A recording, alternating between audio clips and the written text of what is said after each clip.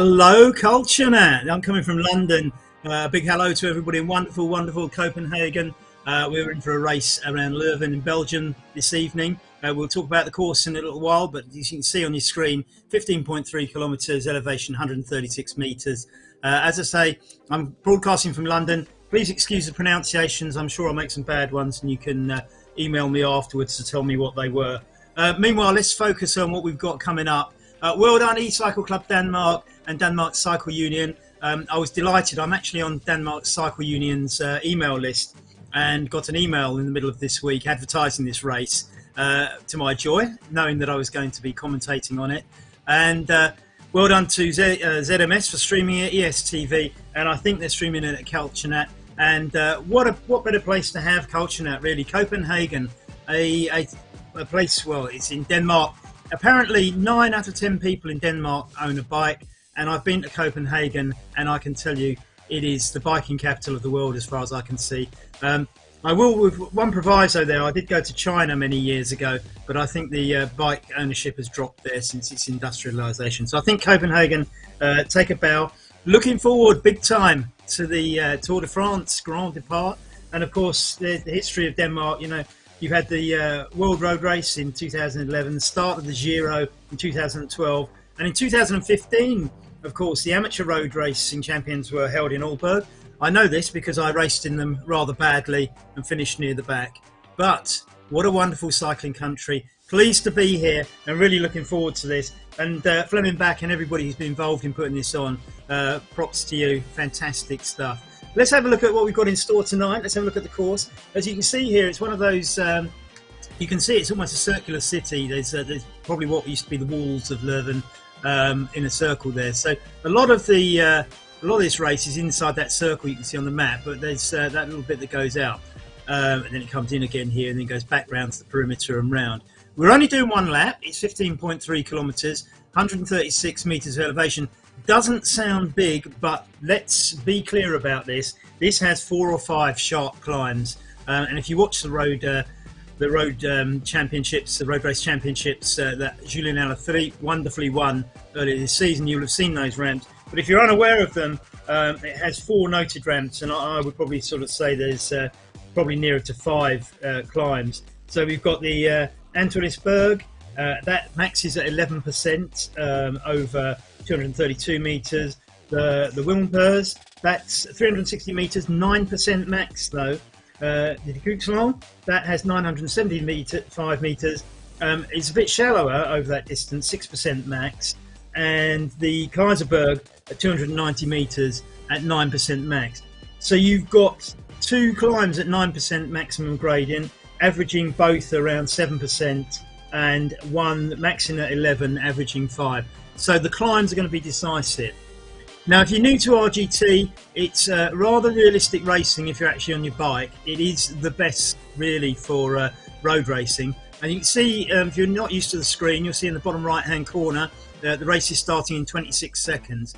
Now, what the riders will need to do is power off fast, because these races start off very explosively, and you don't want to get dropped on these first sections on the flat before we hit the first climbs. And the first climb today will be the Antonisberg, and that will come fairly soon. 8 seconds to go. The riders need to be pedalling hard now to make sure they get that start and stay in the bunch. 2 seconds, 1 second. Here we go. We're underway.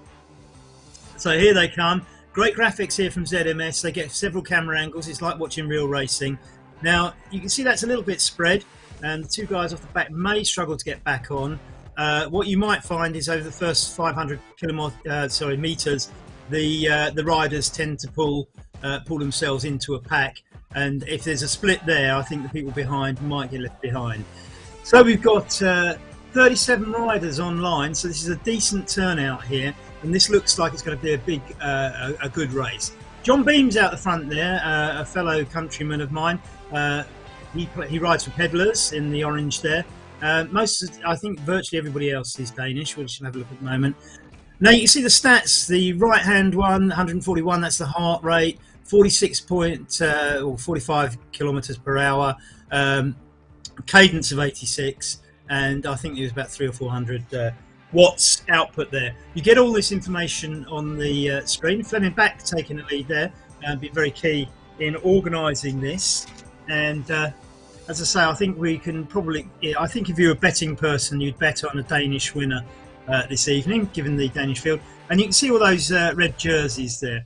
Now, of course, E-Cycling Club Denmark have been prolific, and personally, I run races of a similar distance to this on a regular basis. And when the Danes started arriving at the race, they were a force to be reckoned with. And we were sort of delighted to see the Danes come across and start joining in the RGT races, and they've been absolutely fantastic at it as well, lighting many of them up. So here we are at the library. This is 1.3 kilometres into the race. If you look at the top right hand corner, you've got a lot of stats there, and what you see there is I suppose starting at the top, the sort of semicircle of green. Green means you're going downhill. If it's red or orange, it's going up, and it gives you the gradient there. This is sorry, I beg your pardon. Green doesn't mean you're going down. Green is a bearable gradient, but as it gets higher, it will go into the other colours. We've just lost the profile on the bottom. I don't know if we can get the profile back.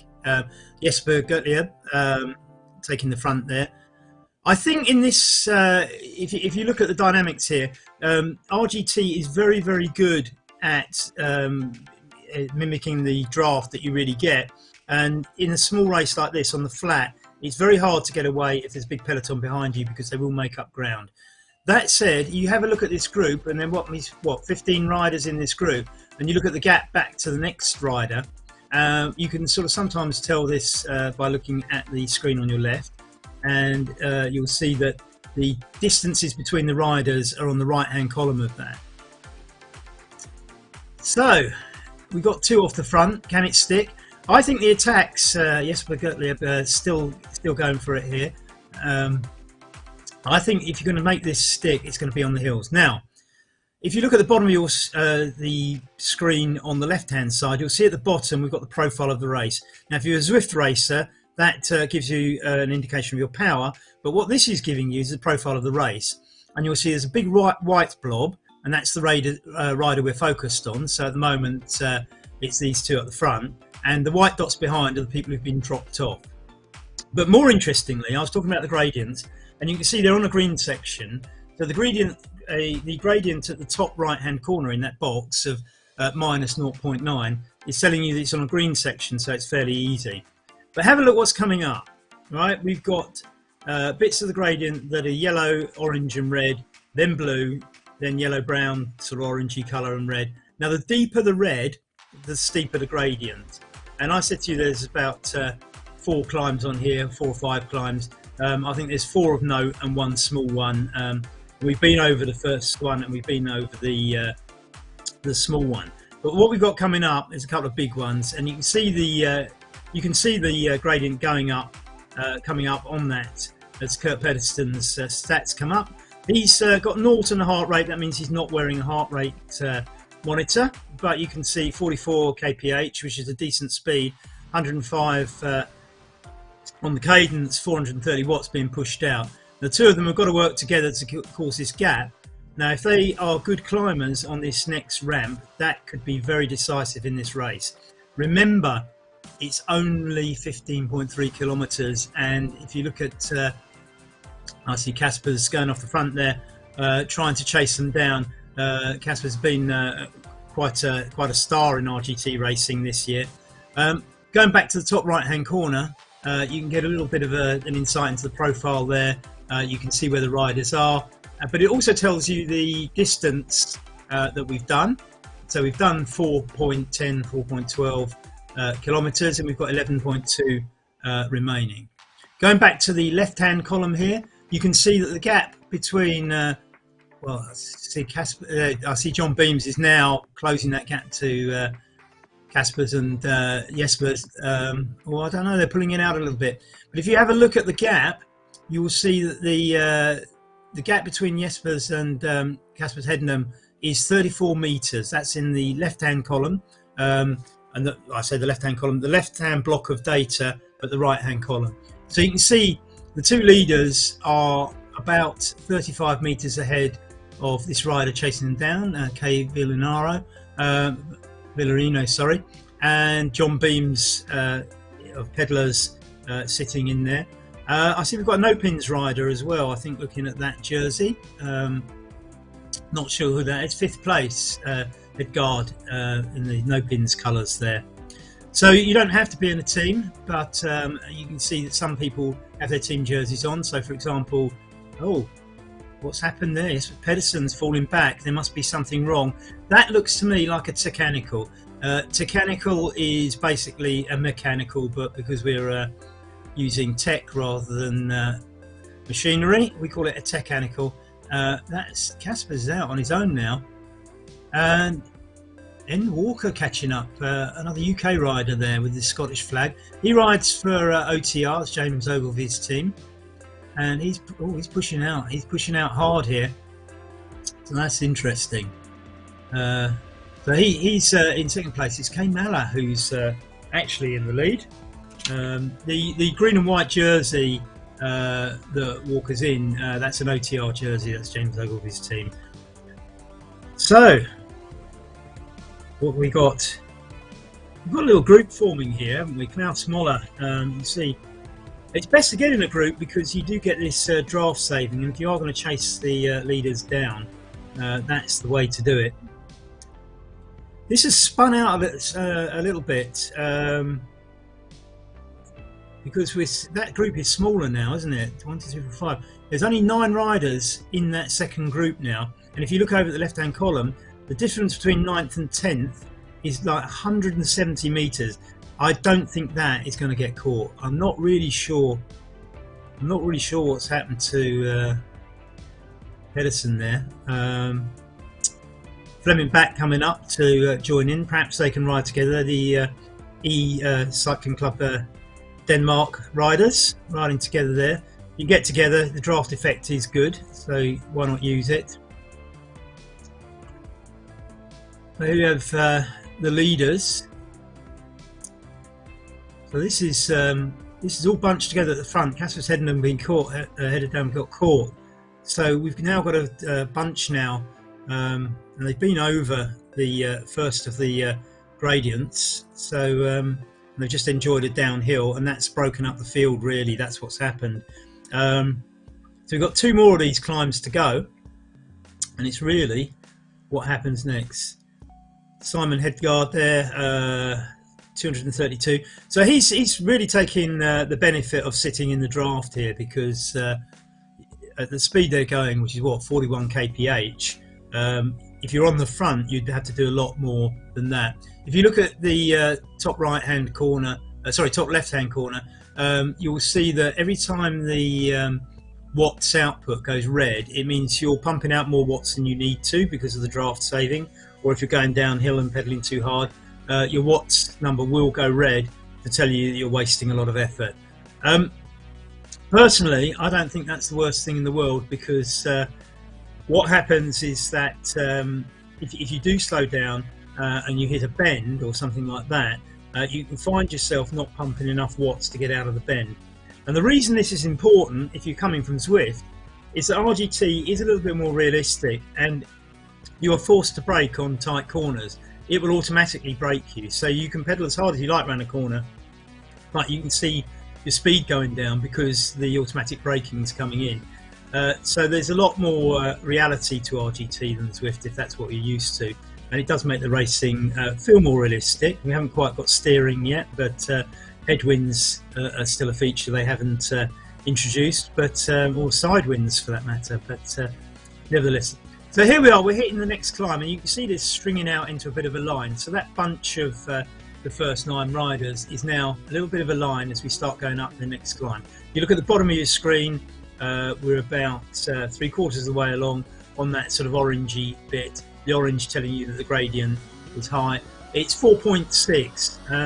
Now, the yellow banner that we're about to go under tells you that you are halfway through the course, but that doesn't look quite right. Well, no, it must be right. No, okay, that is right, but they're further than that along the profile along the bottom, which looks a bit odd, but that's about right, 7.8. So we're halfway through. Now they've got over that orange bit. If you look at the bottom of your screen, they've got over the orange section, and they're grouping up again. So nobody has made that climb count. But look at the bottom of your screen again at the white dots, how strung out that is. The attritional effect of the climbs has spun this out. So I think we can assume that the winner is probably going to come from this bunch. Tom Bovary from the Netherlands there. We've got John Beams from the UK. I'm just trying to read the others' names. So who else have we got in there? Just trying to see now. I don't know his first name, I'm afraid. Casper Sededam. Oh, Kim Villarino. So we'll write that down for next time. Kim putting out 230 watts. Again, you can see there, 37 kph. That's not as fast as they've been riding. So, they do risk being caught, particularly, I mean, they're only on plus 1.2 gradient, but they are going uphill, of course, so that should speed up as they go down. John Beam's taking another spin off the front there, a little bit of a solo effort. He's pulled out 15 meters. I think he'll probably get caught on the downhill. You can see at the profile at the bottom, there's a blue streak under it. That's where it gets really, really steep, but I think he'll get caught on the descent. It's you have to pedal quite hard on the descents to get away, and I think again you can see Kim Villarino pulling in the gap there. Tom Bovary just behind that, Casper's Heddenham pulling through as well. Nevertheless, that is strung out. We shall see.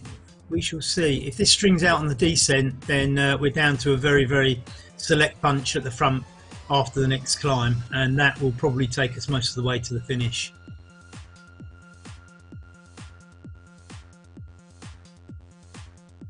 And you can see as they go around the corner there, that the braking will come into effect on a corner like that. I mean, a sweeping bend, you won't get the effect so much. So Tom Bovary now pulling out. He's having a little dig. Is he going to be closed down or not? We shall see. We shall see. It's Klaus Moller in there as well, I see. Another Dane. So what have we got? We've got 5 Danes, 1 Brit, and 1 from the Netherlands. And the Netherlands man is pulling away at this moment. And you can see now we're on 7.8%. This hill is breaking this up, and I'll tell you what, if Tom can pull away on this one, he might just do it to the finish. Interesting times. Now he's down to the softer bit. He's onto the green section, so he's only at 2.7, but he's pulled out a gap of 55 meters. Now it's fairly downhill after this, as you can see from the profile at the bottom of your screen. The question is has he got enough to pull this away? It's 76 meters now, goes around the bend. There'll be a braking effect there. That will affect all the others as they go around that out and back little section of dual carriageway. But look at the gap before he's passing them. That is massive. He's now got 62 meters, so it's down a little bit, to be honest, but that's still impressive. 5.2k to go. That would be an impressive solo win if he were to pull that one out. Chasing pack here now is down to probably 3 riders, Casper Heddenham and the others now dropping back 90 meters, sorry, back to 5th place. So we're looking at 4 people. Oh, that's impressive. That is impressive. They've got back. So I think now you look at the gap, 124 meters from 4th to 5th. We're down to the select few with 4.8 kilometers to go. Will they play cat and mouse? Well, it's not quite close to the gap. There's still 72 meters. I missed that. So Tom Bovary still out the front. Kim Villarino, John Beams, and yes, we've got the just behind. Will they close it? It's coming down a little bit, 60 something. I think if the 3 work together, they should be able to close this down within the remaining time. 4.3 kilometers to go. I mean, it's flattened downhill now. Tom's going to have to pedal very, very hard to pull out an away victory. And I'm sure everybody at CultureNet wants a Danish winner. Cheer if you want a Danish winner out there. Come on, guys. See if you can close that gap. We've got to have a sprint finish here. Now you can see they're still going downhill. It's not particularly steep. It's 1.7 percent gradient, but Tom's on 0. You can see I say 0, it's just gone up to 0.5% there, but he's on 0. But the gap is still fairly sizable. I think he might do this. 3.7 kilometers to go. This is exciting. The other three need to work together now. They need to pull this down. Over 100 meters Tom's got on them. This will be a phenomenal victory if he does it. You don't see this often on a race this long on RGT, and they're not working together, are they? As you can see there, as Jesper's got the and John Beams are probably the two that are going to get across. Kim Villarino, I think, is distanced. Yes, definitely now. So I think these two definitely need to work together rather than against each other if they're going to pull anything back. But the gap is huge.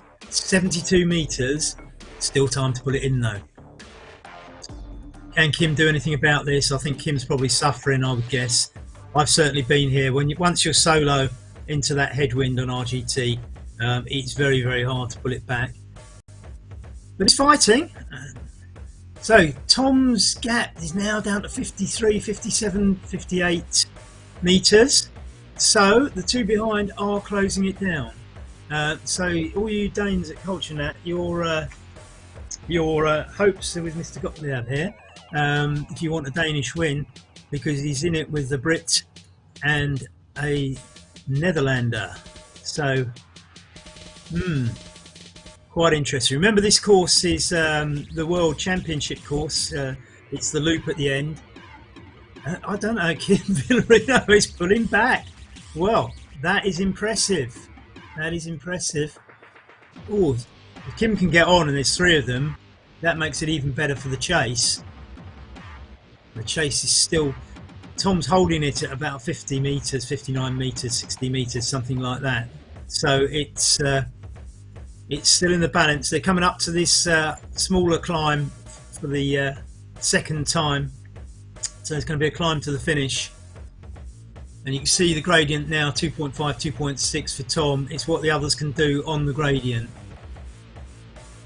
This is going to be decisive. Counting down, we're under 2 kilometers to the finish, and Tom's hitting the hard bit. It's now up to 5.4, 6.4 percent gradient, 5.9 on the cobbles. You don't need to ride on the soft bit like you would in real life, because you don't feel the cobbles on RGT, but they do put them in, and sometimes they put some rain in. This is the Santonius Berg, so there is an 11% max on here in real life, but I think that's probably an estimate, and it's probably a bit less, I would say. So, well, it's looking like Kim and John are being left now. It's I mean, that climb has split it a little bit. 1.5 kilometers to go, but 150 meters to Tom Bovary. I think Tom Bovary is going to win this, and what a spectacular win it will be too. You have to hand it to him, just like Julian Alaphilippe in the real world. This is a spectacular ride. We've got the John Beams probably going to chase down for the second place and third place on the podium, but what a spectacular win for Tom. This is the Flamme Rouge, so we go under the Flamme Rouge. 1 kilometre to go with nearly 200 metres back to John Beams. I think Tom Bovary, chapeau sir, what a fantastic win here on the Leuven course, just east of Brussels in Leuven, where the World Championships took place, as we said. I hope all you guys out there in Copenhagen are still pedalling away further back in the field, and I'm hoping we will see you all cross the line one by one, because believe you me, once you get left a little bit behind on your own, it can be quite challenging, but quite exhilarating as well. And you'll see here with these graphics, it's very realistic and probably about as good as most Swift graphics, I would say. RGT's best feature probably is its magic roads, where you stock scenery. And the big advantage of RGT racing, unlike Swift, is you don't have to ride on the same courses all the time, because we make our own up. And all right, they've got stock scenery, but we can make our own courses with our own hills and bends and things like that. And so you're not always racing on the same courses, which is where RGT really makes it for me. So with 240 metres to go, Tom waves in. Now at this point I'll be zipping up my jersey and holding my hands aloft because nobody's going to catch him, although the distance is down to just over 100 metres behind, and so we're going to get a Danish second, I think, here. Yeah, I think Gottlieb is going to finish second as Tom takes the win. Gottlieb behind. Actually, that was quite good. That was probably about 50 metres difference. John Beam is pulling in my fellow Brit, the only Brit in the... Oh, no, two Brits in the race. We've got N. Walker from OTR Racing. No, I think it was Neil Walker, was it? Casper's coming in now. We can see in 5th place. Well done. Casper's a regular rider in my races. Not absolutely regular, but quite. So Jesper Gottlieb pulls 2nd place for Denmark. Well done. We're going to get 4th as well with Casper's Ederdam, a regular rider on RGT. A little bit of a star too. Denmark should be proud, but beaten by his countryman Jesper Gottlieb today. So here we have Ola coming in next. So I think most of the rest of the places are going to go to Danes, apart from the... oh, sorry, I see there's 2 Brits in there, actually, isn't there? So this is quite a popular platform in Britain. It really has taken off. And I think out of all the countries, probably Britain and Belgium provide the most riders. Although I do believe that a lot of French riders ride on... their own races, so we don't necessarily see them in the international races, and they ride on their own. And that might be the same for the USA because of the time gap as well. As Jay Stevens comes in, he's a Moon Rider. That's Moon Rider's kit, that green and white. So well done, Mr. Stevens. You can see the results coming in on the chart on your right. This is all part of ZMS's Deluxe Supreme Broadcasting. And quite a few of these races are broadcast on ZMS and ESTV across the United States. So if you want to see yourself or your avatar on the TV, take part in some of these races as Jakob Matteson comes in next. It's nice to see all these riders coming in, and we're down to, what, 15th now. And hopefully, yeah, you can look at this, I believe, afterwards. So if you're in the race, and you want to watch it back and see yourself or your avatar, then please do so, and hopefully we'll catch all the riders coming in as they come in. I see in 20th place is Thomas Nygren from Sweden. He's a racer I know quite well from racing my own races. Infinitely better racer than me, but nice to see at least one Swede in there, and one Australian as well I see coming in there. So Ulrich Idgard coming in next, and Janil Hansen, the next one across the line, pulling in 17th place. That's interesting. Oh, that's fascinating. The Danes got what I would call the Swedish football team's colours on, and the Swedes got red for Denmark. So Denmark, but they're both being overtaken by Nielsen, who is probably going to beat them all. Looks a lot fitter. He looks like he's got a bit more to... I don't know. Thomas Nygren's not having any of that. Oh, this is a proper sprint finish. That's what they should look like. Yes, we do like a little battle at the sprint finishes. Most of the races I run are designed to have sprint finishes, even if the group splits into bunches. So well done, Thomas. Nice to see you here tonight at the Culture Net. We're coming in now thick and fast. We're down to 27th here, and that's Bo Damsgaard coming in 20. Don't worry about where you finish in this, because what you'll find is that the more you do these races, the fitter you'll get, and in particular with the RGT races, they are more realistic, and I think you'll get cleverer and cleverer at. Oh, we've got Slovenian rider coming in here. Yeah, you'll get fitter and fitter, and you'll get better and better at working out how to use the draft and staying in the pack. And all right, on this particular course, there's some steep hills which will split up the race. But when you're actually on flatter courses, if you get very clever and you can stay in the draft, you can actually get some really good results for yourself. So RGT can be very rewarding.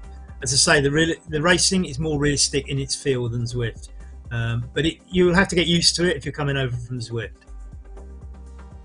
So we have Niels Chur coming in, and we're down to 21st now. I think probably got about another 10 riders or so to come in after this.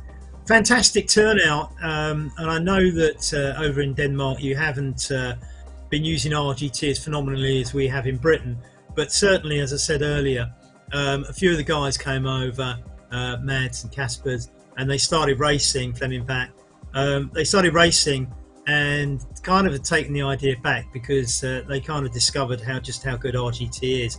And the formation of Cycling Club Denmark is fantastic, and I hope that many of you will get involved with them, and hopefully there'll be lots more of these Danish races.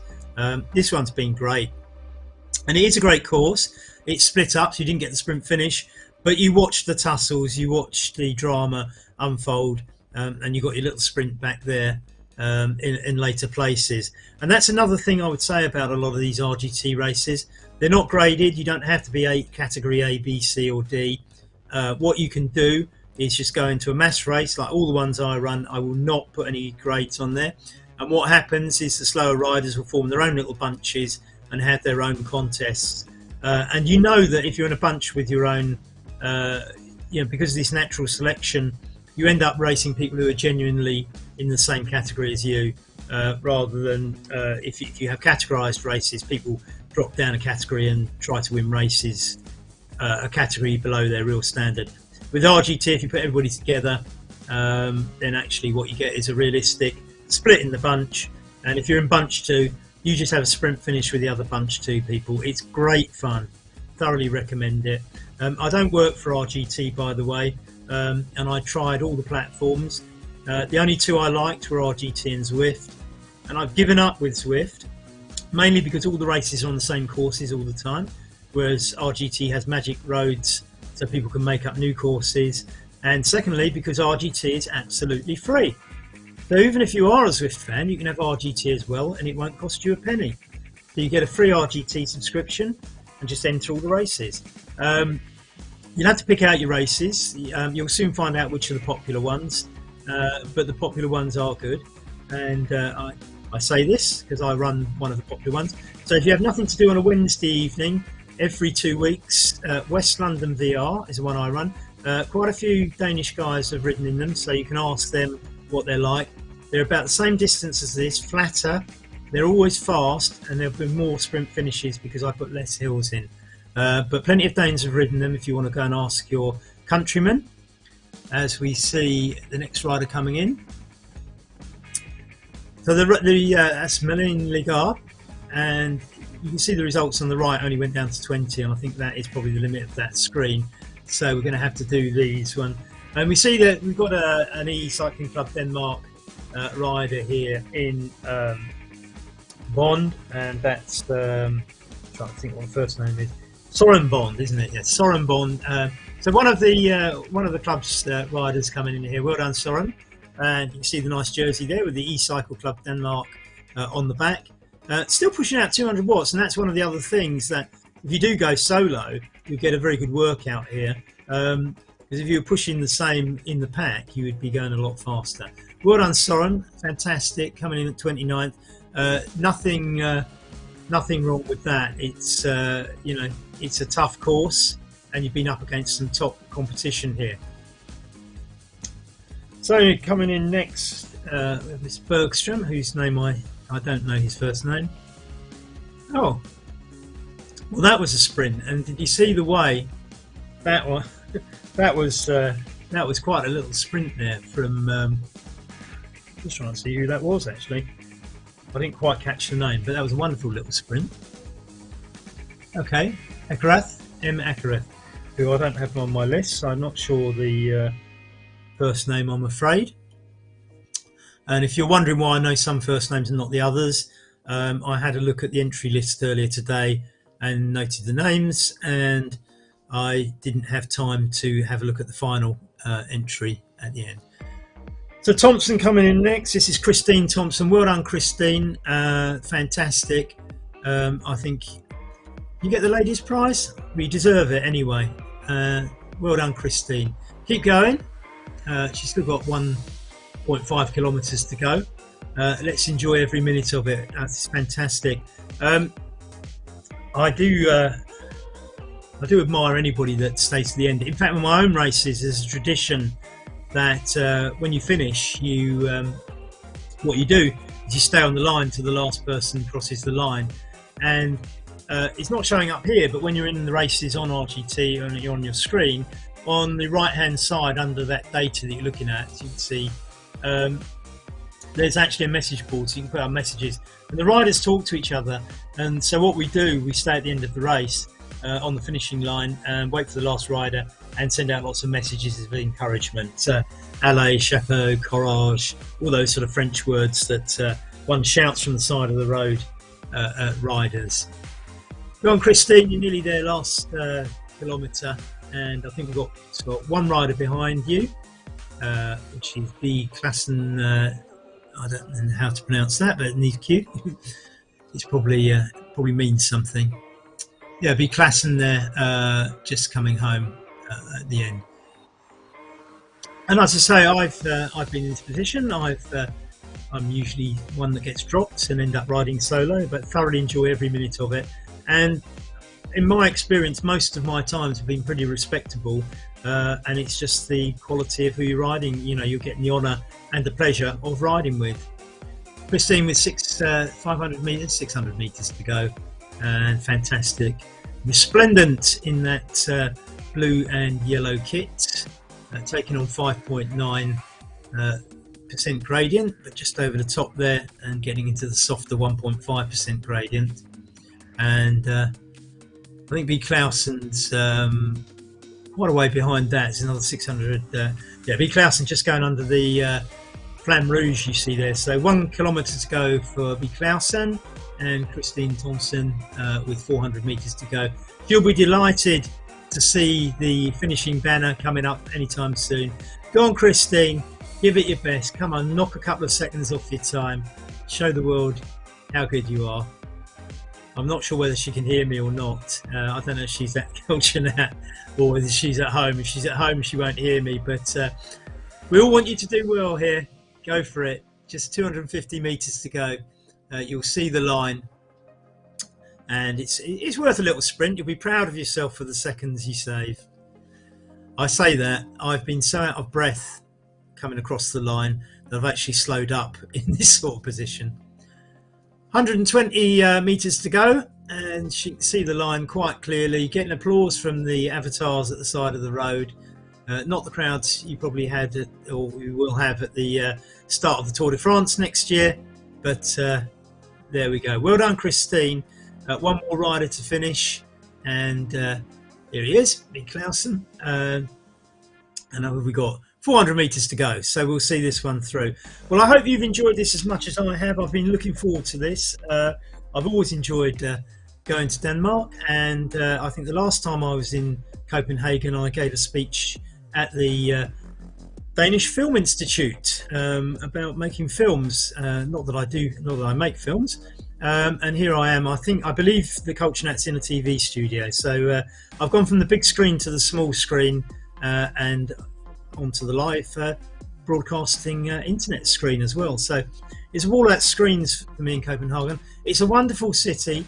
I love the bikes you have out there, and I suspect the Grand Depart for the Tour de France is going to be one of the best occasions ever.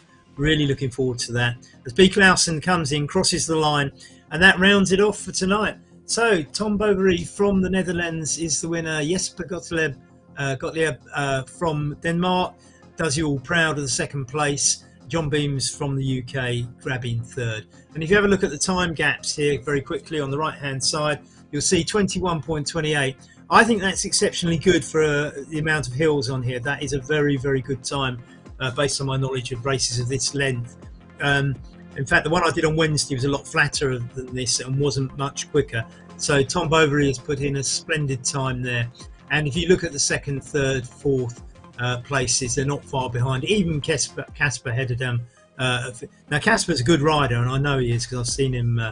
I've seen him off the front of races at 22:15. I think that's a fantastic time given the hills that we've got. And in fact, you know, if you go back to 20, even at 25 minutes, I'd be surprised if I could do that much quicker than that, given the climbing. So I think, Denmark, you've done yourself very proud with this presentation. It's been an absolute honour to be part of it. And hope to see many more of you on RGT very, very soon. As I say, a quick plug for my own races. They're every other Wednesday. You can ask Caspers and people like that. They've ridden them. They're every other Wednesday, about the same distance as this, and less hilly. And I'd love to see more Danes taking part. Love you all, and see you soon. Thanks for watching.